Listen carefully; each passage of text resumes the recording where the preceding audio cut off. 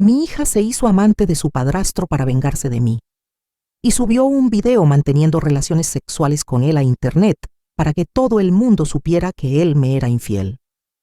Pero eso no fue lo peor. Lo peor fue entender que yo lo merecía. Suena a historia inventada, ¿verdad? Como esas que uno escucha en los foros o ve en las noticias y piensa, eso jamás podría pasarme a mí. Pues a mí me pasó. Hace 3 años, cuando tenía 47, mi vida se derrumbó por completo. Mi nombre es Ana López.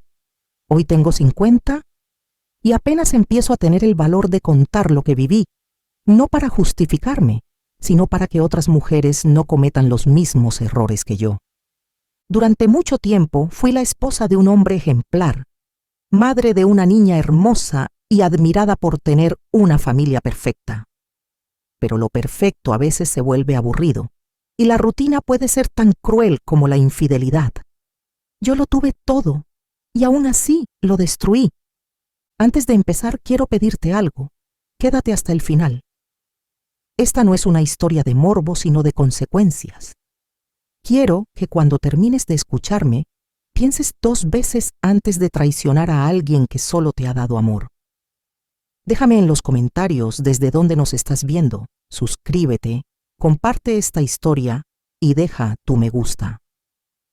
Tal vez logremos que más personas aprendan que el amor no se traiciona impunemente. Conocí a Ernesto Ramos cuando tenía 25 años. Era el tipo de hombre que toda madre quiere para su hija. Trabajador, respetuoso, con una mirada que transmitía paz. Nos conocimos en una cena que organizó una amiga en común. Él ya era un empresario en ascenso, dueño de una pequeña constructora en Aguascalientes. Yo trabajaba como asistente administrativa en una firma contable. Desde esa noche, no dejó de buscarme. Cada día me mandaba flores, llamadas, mensajes. Nunca fue invasivo, solo, constante.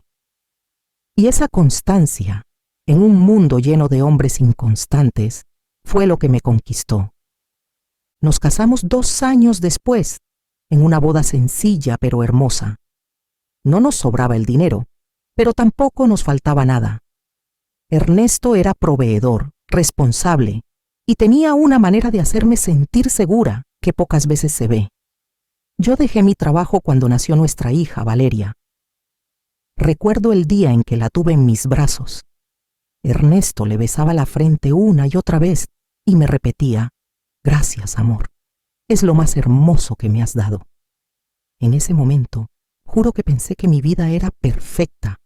Los primeros años fueron felices. Ernesto siempre estaba presente. Aunque trabajaba mucho, jamás faltaba a las cenas familiares. Los domingos eran sagrados. Desayunábamos juntos, salíamos al parque y luego nos íbamos a comer helado. Valeria era su adoración. Él la llamaba mi princesa y cada noche le contaba cuentos inventados solo para ella. Yo los miraba desde la puerta del cuarto y a veces me daban ganas de llorar de la ternura. Él era todo lo que una mujer podía pedir en un marido. Pero con el tiempo, la rutina empezó a hacer ruido. Ernesto se enfocó tanto en el trabajo que dejó de mirarme como antes. Yo me veía al espejo y sentía que me estaba apagando. Me convertí en ama de casa, en madre, en la sombra de la mujer que había sido. No me faltaba nada material, pero sí algo que no podía comprar: atención. Y ahí, sin saberlo, empezó el principio del fin. Cuando Valeria tenía 6 años, empecé a sentirme vacía. Mi vida era una rutina de desayunos, tareas, comida y silencio.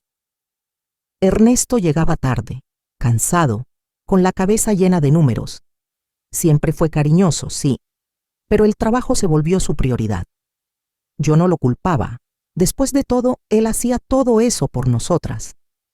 Pero las horas solas en casa se volvían eternas. Cada vez que me miraba al espejo, veía una mujer que se estaba borrando poco a poco. Fue en esa época cuando conocí a Ricardo, el entrenador del gimnasio nuevo del fraccionamiento donde vivíamos. Tenía 25 años, el cuerpo marcado y una sonrisa descarada. Desde la primera clase fue amable, simpático, muy atento conmigo. Al principio lo tomé como algo normal. Después de todo era su trabajo. Pero él sabía exactamente qué decir para hacerte sentir especial. Tienes una energía increíble, me decía mientras me ayudaba a ajustar la máquina. Y por más que quisiera no sonreír, lo hacía. Porque hacía tiempo que nadie me decía algo así. Con el paso de las semanas, Ricardo empezó a volverse parte de mi día.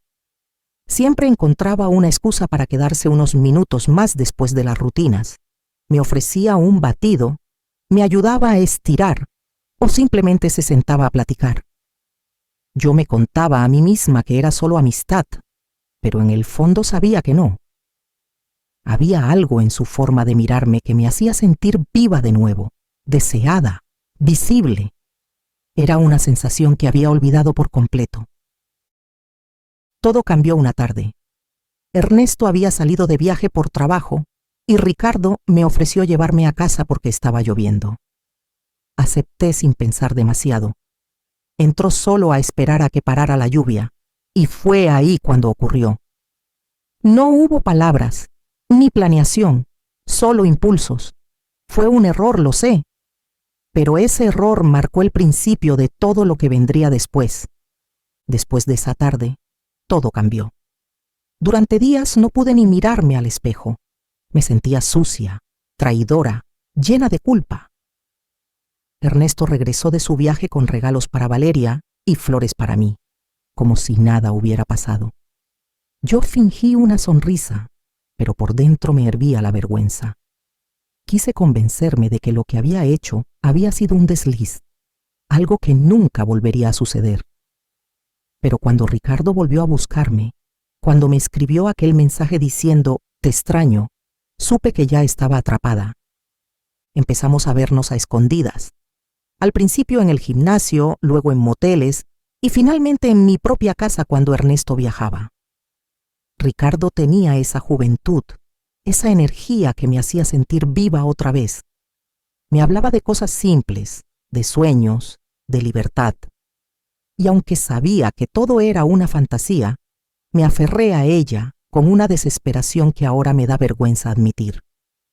Con él sentía adrenalina, algo que con Ernesto se había apagado hacía años, pero esa emoción tenía un precio.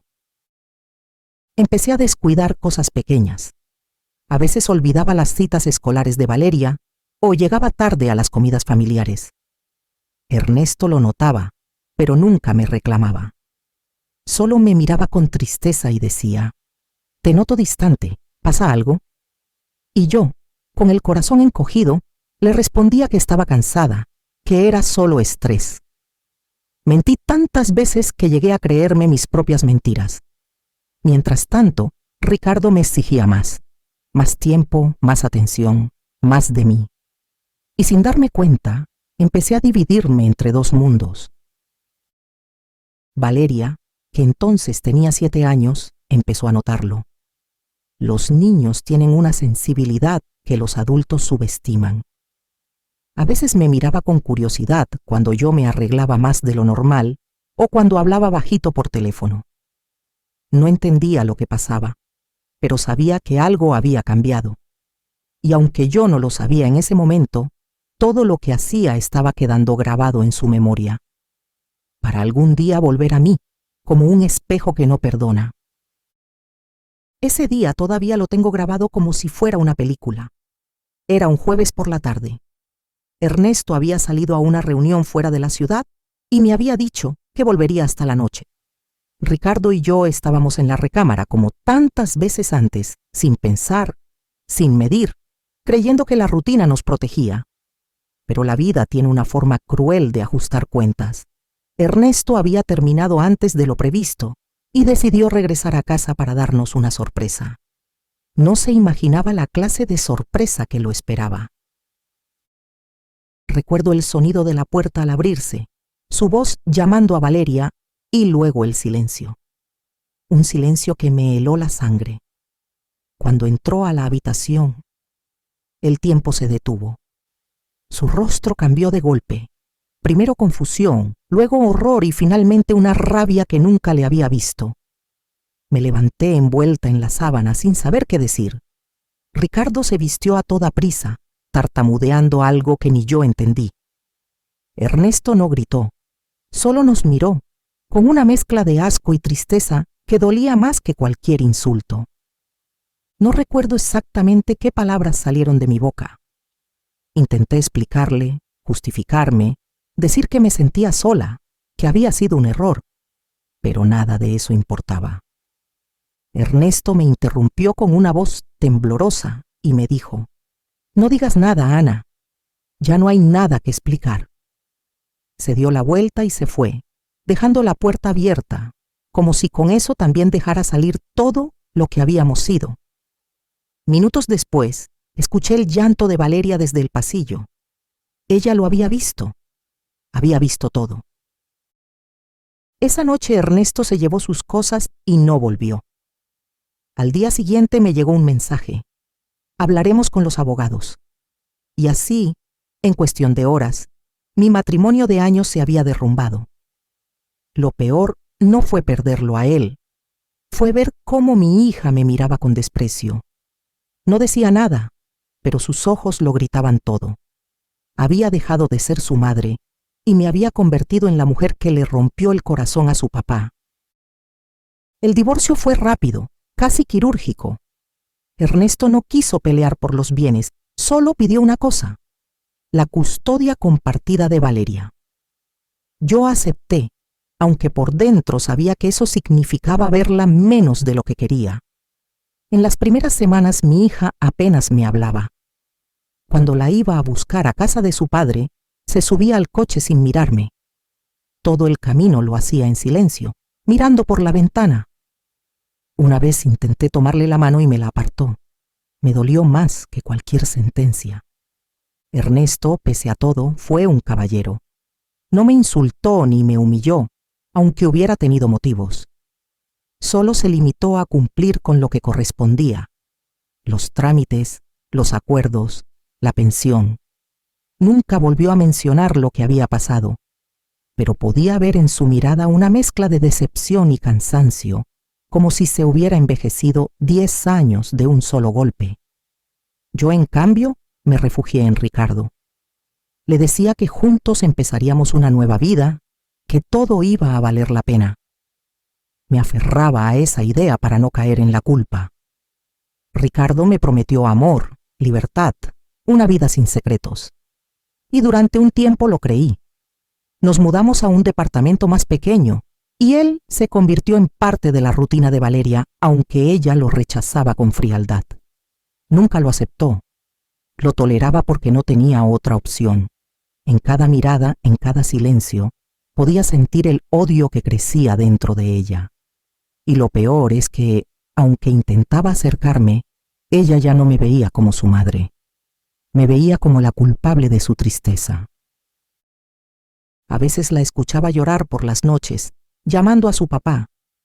Yo iba a su habitación, me sentaba en la orilla de su cama y ella fingía dormir para no hablarme. En esos momentos entendí que había perdido más que un matrimonio. Había perdido su confianza, su cariño, su inocencia. Pero en lugar de enfrentar el dolor, seguí huyendo hacia adelante. Me convencí de que con el tiempo todo sanaría, que Valeria crecería y entendería. No sabía que con los años esa herida solo iba a hacerse más grande y que un día me costaría todo. Con el tiempo, Ricardo empezó a insistir en que nos casáramos. Decía que debíamos formalizar lo nuestro, darle un nuevo comienzo a la familia. Yo, quizá por culpa o por necesidad de estabilidad, acepté. Nuestra boda fue pequeña, discreta. No hubo familiares de Ricardo y pocos amigos asistieron. Valeria se negó a ir. Tenía 8 años entonces y me dijo con una frialdad que me partió el alma: «Yo no quiero estar en la boda del hombre que destruyó a mi papá». Lloré toda la noche, pero aún así, al día siguiente, me puse el vestido blanco y fingí que todo estaba bien. Los primeros años con Ricardo fueron tranquilos, pero no felices. Él ya no era el mismo hombre que conocí en el gimnasio. Se volvió distante, más exigente, más impaciente conmigo y con Valeria. No era violento, pero sí controlador. Quería decidir qué hacía, con quién hablaba, cómo vestía. A veces lo justificaba diciendo que me amaba, que solo tenía miedo de perderme.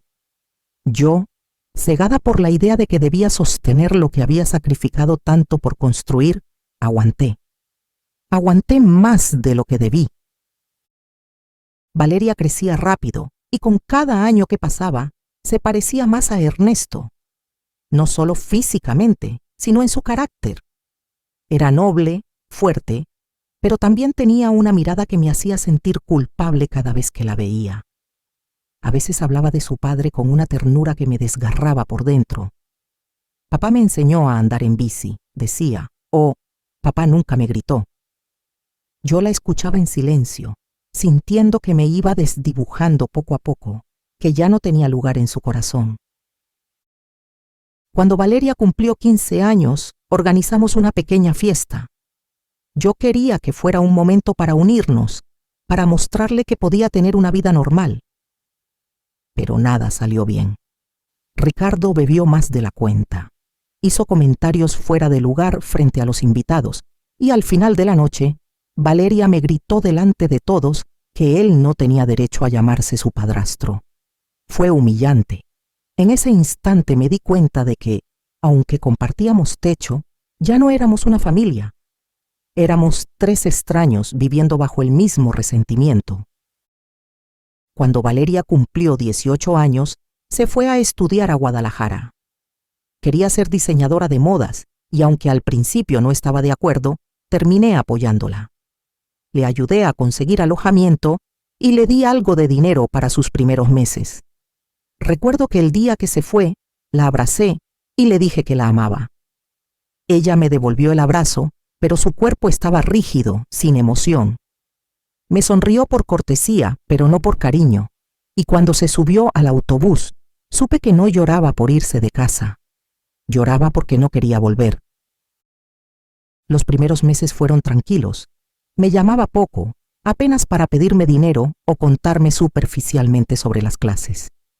A veces veía fotos suyas en redes, saliendo de fiesta, riendo con amigos, cambiando de estilo. Se veía hermosa, más segura, más libre. Me dolía pensar que quizás lejos de mí estaba mejor. Ricardo, en cambio, hacía comentarios incómodos. «Tu hija ya está toda una mujer», decía con una sonrisa que no me gustaba. Le pedía que se callara, que no dijera esas cosas, pero él solo reía, como si fuera un chiste. Un año después, Valeria me llamó para decirme que quería regresar. Me dijo que la carrera no era lo que esperaba, que prefería estudiar otra cosa en la ciudad. Yo acepté de inmediato sin sospechar nada. Pensé que tal vez era una oportunidad para reconstruir lo nuestro, para recuperar lo que habíamos perdido. Pero cuando volvió, no era la misma niña que se había ido. Era una mujer en toda regla. Se maquillaba, iba al gimnasio, cuidaba cada detalle de su aspecto. Tenía una seguridad que me intimidaba y una mirada fría, difícil de leer. Al principio creí que solo era parte de su madurez, de ese cambio que todos atravesamos al crecer. Pero pronto empecé a notar algo extraño. La forma en que miraba a Ricardo. No era odio, era algo más complejo. Algo que me incomodaba profundamente, aunque me negaba a admitirlo. Me decía que eran imaginaciones mías, que estaba exagerando. Nunca sospeché que esa incomodidad sería la antesala del peor infierno que me tocaría vivir. Al principio fueron detalles mínimos, tan sutiles que preferí ignorarlos. Valeria se quedaba más tiempo en casa cuando sabía que Ricardo estaba. Lo saludaba con una sonrisa más prolongada de lo normal, o se acercaba demasiado cuando le hablaba. Yo lo veía, lo sentía, pero me decía que estaba exagerando, que era solo parte de una convivencia incómoda entre dos personas que no se llevaban bien. No quería aceptar que algo en su mirada se había vuelto desafiante, calculador. A veces bajaba con ropa demasiado corta o con el cabello recién planchado, justo cuando sabía que él llegaría del trabajo. Ricardo, por su parte, empezó a mostrarse nervioso. Le evitaba la mirada, le hablaba rápido y a veces salía de la sala sin motivo aparente. Cuando le preguntaba qué le pasaba, me decía que nada, que estaba cansado. Pero su incomodidad era visible, y aunque no lo decía, también parecía sentir esa tensión que flotaba entre los tres. Recuerdo una tarde en particular. Yo estaba cocinando y escuché risas desde la sala. Me asomé y los vi viendo una película juntos. Valeria estaba sentada demasiado cerca de él. Ricardo se levantó abruptamente cuando me vio y dijo que tenía trabajo pendiente. Ella, en cambio, solo me miró con una media sonrisa, como si quisiera provocarme. Esa noche no pude dormir, no por celos, sino por miedo. Algo dentro de mí me decía que el pasado venía a cobrarme con intereses. Intenté hablar con ella, pero su respuesta fue fría. «Solo estoy siendo amable con tu esposo», me dijo. Esa frase me atravesó. Tu esposo, no mi padrastro, no Ricardo. Era una manera de recordarme con una simple palabra que ella no lo reconocía como parte de la familia. Desde ese día, empecé a sentir que algo oscuro se movía bajo la superficie. Un juego peligroso que aún no entendía, pero del que pronto no podría escapar. Con el paso de las semanas, Valeria se volvió más descarada. No solo se arreglaba cuando sabía que Ricardo estaría en casa. Ahora lo esperaba despierta, le servía la cena, le preguntaba por su día. Se sentaba frente a él, cruzando las piernas con una calma provocadora. Yo intentaba mantener la compostura, pero por dentro hervía. Cuando le pedía que dejara de hacerlo, ella fingía sorpresa. «¿De qué hablas, mamá?» «Solo estoy siendo amable».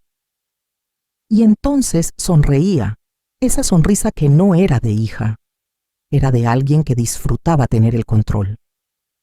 Ricardo, en cambio, se desmoronaba poco a poco. Lo veía incómodo, nervioso, intentando mantener las distancias, pero también lo veía confundido. Valeria sabía manipularlo, lo hacía sentir culpable, lo elogiaba, lo desafiaba con comentarios ambiguos. «Seguro mi mamá no te comprende como yo», le dijo una vez frente a mí, con un tono disfrazado de broma. Él se puso rojo como un tomate. Yo solo pude tragar saliva y fingir que no había escuchado. Esa noche discutí con Ricardo. Le dije que su actitud alimentaba la provocación de Valeria, que debía poner límites, pero en lugar de apoyarme se defendió. Me dijo que exageraba, que mi hija solo necesitaba atención, que estaba confundida por los problemas familiares. Sus palabras me hicieron sentir paranoica, como si el problema estuviera en mi cabeza. No lo sabía entonces, pero esa fue la última vez que intenté evitar lo inevitable. Semanas después, comencé a notar que Valeria pasaba más tiempo fuera de casa. Salía a correr con ropa deportiva ajustada, y cuando volvía, traía el cabello húmedo y una mirada extraña, serena, como si algo dentro de ella se hubiera calmado. No le di importancia hasta que un día, al entrar a su habitación, vi sobre su escritorio una libreta abierta. En la primera hoja, con tinta roja, había una frase que me heló la sangre. La venganza también puede ser dulce. Las señales empezaron a multiplicarse. Ricardo llegaba más tarde del trabajo, con excusas torpes. Valeria, por su parte, se encerraba en su cuarto a la misma hora que él llegaba. Una noche, al ir por agua, escuché un ruido en la planta baja. Me acerqué con cautela y vi la luz del estudio encendida. Me asomé y los vi hablando en voz baja. Ricardo estaba sentado en el sofá, con el rostro tenso, mientras Valeria, de pie frente a él, le acariciaba el cabello. Mi cuerpo se paralizó. No grité. No dije nada. Solo subí las escaleras sintiendo que cada paso me hundía más en el infierno que yo misma había construido. A la mañana siguiente, fingí que todo seguía normal. Preparé café, hablé con Ricardo sobre cosas sin importancia y traté de convencerme de que lo que había visto la noche anterior no era real. Pero mi mente no paraba. Cada gesto entre ellos me parecía una pista, cada silencio un secreto. Esperé a que él se durmiera y, con el corazón a punto de salirse del pecho, tomé su celular. Revisé fotos, llamadas, conversaciones, y cuando ya estaba por rendirme, abrí el buzón de mensajes borrados. Ahí lo encontré. Un mensaje corto, pero suficiente para destruirme. No puedo seguir viéndote así. Me vas a volver loco. Sentí un escalofrío recorrerme el cuerpo. No había duda de a quién se lo había enviado. Conocía el número. Era el de Valeria. En ese instante todo encajó. Las miradas, las risas nerviosas, los silencios cuando yo entraba. Ricardo, el hombre por el que había destruido mi matrimonio, le había escrito eso a mi hija. Me quedé helada, con el teléfono en la mano, entendiendo que el castigo por mis pecados acababa de empezar. Intenté enfrentarlo, pero me miró con ojos vacíos. «Estás loca, Ana», me dijo. «Tienes celos de tu propia hija». Aquella frase me rompió en 1000 pedazos, porque no solo me estaba mintiendo, me estaba ridiculizando. Esa noche, Valeria me observó desde el pasillo con una expresión que jamás olvidaré. No era de culpa ni de vergüenza, era de triunfo. Como si supiera que ya había ganado una guerra que yo ni siquiera entendía. Días después, todo estalló. Era un domingo por la tarde cuando mi teléfono empezó a vibrar sin parar. Notificaciones, mensajes, llamadas. Al principio no entendí nada, hasta que abrí uno de los enlaces que me enviaban. Ahí estaba, un video, Ricardo con Valeria, en mi cama teniendo relaciones sexuales, en mi casa. Ella había cubierto su rostro, pero no necesitaba verlo para saber quién era. La habitación, la ropa de cama, los movimientos, todo era inconfundible. El video se había hecho viral. En cuestión de horas, todo mi mundo se vino abajo. No sé cómo llegué hasta su habitación. Solo recuerdo mis manos temblando, el corazón desbocado y una rabia que me nublaba la vista. Abrí la puerta de golpe y la encontré sentada frente al espejo, maquillándose como si nada hubiera pasado. Ni una lágrima, ni una disculpa, ni siquiera sorpresa. Me miró por el reflejo y dijo, con voz serena, «Ya lo viste, ¿verdad?». No supe qué responder. Quise gritar, golpearla y exigir una explicación, pero las palabras se me ahogaron en la garganta. «¿Por qué hiciste esto?», alcancé a decir apenas en un susurro. Ella soltó una risa corta, amarga. «¿Por qué?». «Porque alguien tenía que hacerte sentir lo que tú nos hiciste sentir a papá y a mí. Tú destruiste nuestra familia, mamá. Tú trajiste a ese tipo a esta casa y ahora te toca pagar». Su frialdad me heló la sangre. Quise defenderme, decirle que no entendía, que yo también había sufrido, que había cometido errores, pero en su mirada no había espacio para el perdón, solo para el odio. «¿Tú crees que el video fue un accidente?», continuó. «Pero no. Lo planeé. Desde hace meses. Quería que el mundo viera lo que tú no quisiste ver, que ese hombre nunca te amó, que solo fue un cobarde, un oportunista. Y quería que tú sintieras lo mismo que sentí yo cuando te vi traicionar a papá». Cada palabra era una puñalada. Me di cuenta de que mi hija había cargado ese veneno desde niña, que lo había alimentado hasta convertirlo en su razón de vivir. Y ahora lo estaba escupiendo sobre mí sin remordimiento. Me desplomé. Literalmente caí al suelo llorando como una niña.